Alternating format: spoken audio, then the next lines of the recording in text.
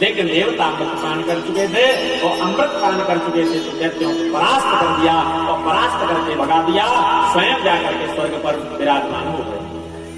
दैत्य परास्त होकर के सीधे शुक्राचार्य जी महाराज के पास में पहुंचे। शुक्राचार्य जी महाराज से बलि ने कहा, गुरुदेव, भगवान विष्णु ने हमारे साथ में छल किया है।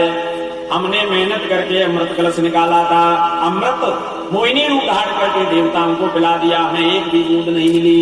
क्रोध आ गया।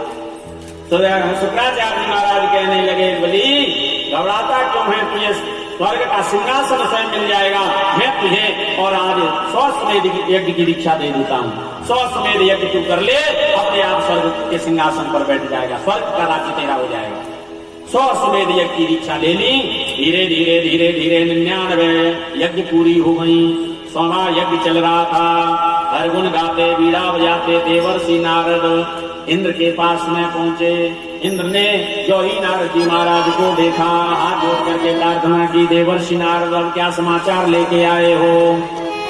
बोले, अब हम समाचार लेकर के आए हैं कि तू थोड़े दिन का ही स्वर्ग में है, इसके बाद तू चला जाएगा यहाँ से। अब यहाँ बलि स्वर्ग पर बैठने वाले हैं। इंद्र घबरा गया, अब क्या करूं? बोले, अब तू कुछ नहीं कर सकता है, अब तो तेरी माँ करेगी। माँ की शरण में जा, और माँ की शरण में यदि जाएगा तो माँ आशीर्वाद दे दे तो तू निर्भय हो जाएगा, संकट दूर हो जाएगा। अब तो माँ ही कृपा कर सकती है। इंद्र सीधा अपनी माँ अदिति के पास में पहुंचा। अदिति से जाकर के प्रार्थना करने लगा, माँ अब मेरी रक्षा करो, क्योंकि बलि 100 समेध यज्ञ कर रहा है। 99 यज्ञ पूरे हो गए हैं, 100वां यज्ञ पूरा हो जाएगा, सो मुझे इस स्वर्ग से और जाना पड़ेगा। आप मेरी रक्षा करो। अदिति मैया ने सांत्वना दी, इंद्र चिंता मत करे, मैं कोई न कोई उपाय जरूर और करूंगी। कह करके इंद्र को तो शांत करके वापस कर दिया। स्वयं कश्यप जी महाराज के पास में पहुंची। एकदा कश्यपस्तस्या आश्रमं भगवान गात् निरुत्सवं निरानन्दं समाधेर वितरस्थिर। कश्यप जी महाराज के आश्रम पर जाकर के पहुंची, चरण पकड़ करके प्रार्थना की, स्वामी मेरे पुत्र की रक्षा के लिए मुझे कोई व्रत बताओ, कोई उपाय बताओ, कोई नियम बताओ। कश्यप जी महाराज ने जो ही सुना, सोई अदिति मैया को 12 दिन का बड़ा सुंदर महाराज व्रत बता दिया। 12 दिन का। परीक्षित जी महाराज कहने लगे, गुरुदेव, कश्यप वो अपनी दोनों पत्नियों में भी अंतर रखते हैं, एक को श्रेष्ठ रखते हैं, एक को अधम रखते हैं। दैत्यों की पत्नी अदिति आई थी तो 1 वर्ष का व्रत बता दिया जो पूरा नहीं हुआ, और आज देवताओं की मां अदिति आई तो 12 दिन का व्रत केवल बता दिया। इसका मतलब क्या है? दोनों पत्नियों में द्वेष करते हैं, द्वेष रखते हैं। बोले नहीं, कश्यप जी महाराज कभी किसी में कोई दोष नहीं रखते, कोई ऊंच नीच नहीं रखते। वो तो जैसा भाव कोई प्रकट करता है उसी भाव के अनुसार फल बता देते हैं। भक्ति 3 प्रकार की होती है, सात्विक, राजसिक और तामसिक। सात्विक भक्ति वो होती है जिसमें कोई कामना नहीं होती है, केवल भगवान से प्रार्थना करते हैं कि सबको सद्बुद्धि प्रदान करो, सबका कल्याण करो। सबका कल्याण की भावना जो होती है उसे कहते हैं सात्विक। दूसरी होती है राजसिक, जिसमें महाराज कामना होती है सुख संपत्ति घर आवे, कष्ट मिटे तन का। सुख संपत्ति घर में आवे और कष्ट हमारे शरीर का मिट जाए।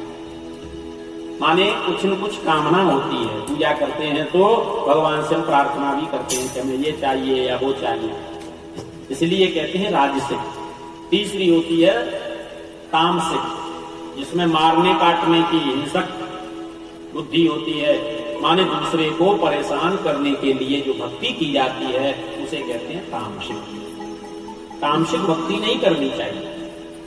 हाँ, राजसिक कर भी सकते हो अपने परिवार के लिए, कुटुंब के लिए, अपने लिए, लेकिन तामसिक भक्ति नहीं करनी चाहिए जिसमें मारने काटने के लिए या दूसरे को परेशान करने के लिए महाराज हिंसक भक्ति होती है। दिति आई थी तो तामसिक भक्ति लेकर के आई थी, आकर के कहा था मुझे ऐसा कोई व्रत बताओ, ऐसा व्रत बताओ जिसके करने से मेरे पुत्र पैदा हो और इंद्र को मार दे। इसीलिए 1 वर्ष का व्रत बताया, 19 वर्ष जो पूरा नहीं हुआ। आज अदिति आई है, देवताओं की मां आई है, तो राजसिक भक्ति लेकर के आई है। राजसिक भक्ति, मेरे पुत्र के राज्य की रक्षा हो जाए, ऐसा कोई मुझे व्रत बताओ। तो राजसिक भक्ति लेकर के आई हैं, तो 12 दिन का बढ़िया सुंदर महाराज व्रत बताया है, जिसको पयोव्रत कहते हैं। फाल्गुन श्यामले पक्षे द्वादशाहं पयोव्रत अर्चये दरविंदाक्षं भक्ता परमयांता। फाल्गुन के महीने की शुक्ल पक्ष की प्रतिपदा से द्वादशी पर्यंत जो किया जाता है इसे महाराज पयोव्रत कहते हैं। केवल दूध लिया जाता है फलाहार, इसीलिए इसका नाम ही पयोव्रत है। नमस्तुभ्यं भगवते पुरुषाय महीयसे सर्वभूत निवासाय वासुदेवाय साक्षिणे। भगवान वासुदेव नारायण भगवान की पूजा की जाती है। गंध धूप दीप से बढ़िया सुंदर अर्चन करते हुए द्वादशाक्षर मंत्र का जाप करे। 12 दिन पर्यंत ये पूजा और व्रत महाराज केवल पय लेकर के किया जाता है, दूध लेकर। अदिति मैया इस व्रत को धारण करती हैं और इस पयोव्रत के प्रभाव से इनके यहाँ नारायण भगवान के अंश से महाराज बड़ा सुंदर पुत्र पैदा हुआ। श्रोणायाम श्रवण द्वादश्याम मुहूर्ते अभिजित प्रभु सर्वे नक्षत्र ताराद्यास चक्रस्तु जन्म दक्षिणम।